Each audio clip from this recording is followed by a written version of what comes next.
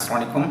আমি doctor Mohammad Shariful Islam, plastic and aesthetic surgeon. আমরা কথা বলবো যে গাইনোকোমাস্টিয়া অপারেশন কখন 2 বার বা 3 বার করতে হয়, কেন করতে হয় এবং এর প্রতিকার কী। অর্থাৎ আমাদের মেডিকেলের ভাষায় আমরা গাইনোকোমাস্টিয়া, রিকারেন্ট গাইনোকোমাস্টিয়া অথবা রেসিডুয়াল গাইনোকোমাস্টিয়া, অর্থাৎ গাইনোকোমাস্টিয়া অপারেশন করার পরে যে পুনরায় যখন গাইনোকোমাস্টিয়া আবার হয়, অপারেশনের প্রয়োজন হয়, তখন সেটাকে বলা হয় রিকারেন্ট গাইনোকোমাস্টিয়া।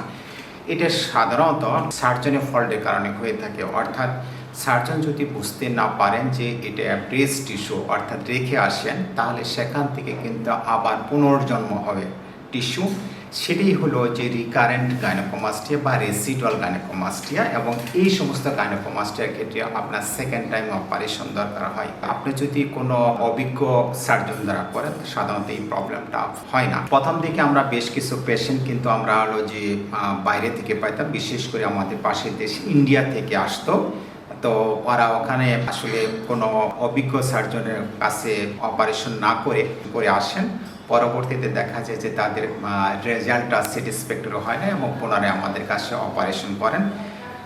তো এখন এই প্রবলেমটা আমরা পাচ্ছি না, কারণ এখন আর পেশেন্ট দেশের বাইরে যাচ্ছে না। গাইনোকোমাস্টিয়া অপারেশন আমাদের দেশেই আমরা খুব ভালো সার্ভিস দিচ্ছি, আশা করি ইনশাল্লাহ। সেই কারণে পাশের দেশে আর যাচ্ছে না। কিন্তু ইদানিং আমরা কিছু লক্ষ্য করছি যে ঢাকার বাইরে, ইভেন ঢাকাতেও কিছু কিছু অনভিজ্ঞ সার্জন, ইভেন নন প্লাস্টিক সার্জন অথবা প্লাস্টিক সার্জনের ক্ষেত্রে যে অনভিজ্ঞ প্লাস্টিক সার্জন যারা সবেমাত্র পাশ করেছেন, তাদের ক্ষেত্রে অপারেশন করে সাধারণত হলো যে এই প্রবলেমটা ফেস করছে আমরা, সেকেন্ড টাইম অপারেশন প্রয়োজন হয়।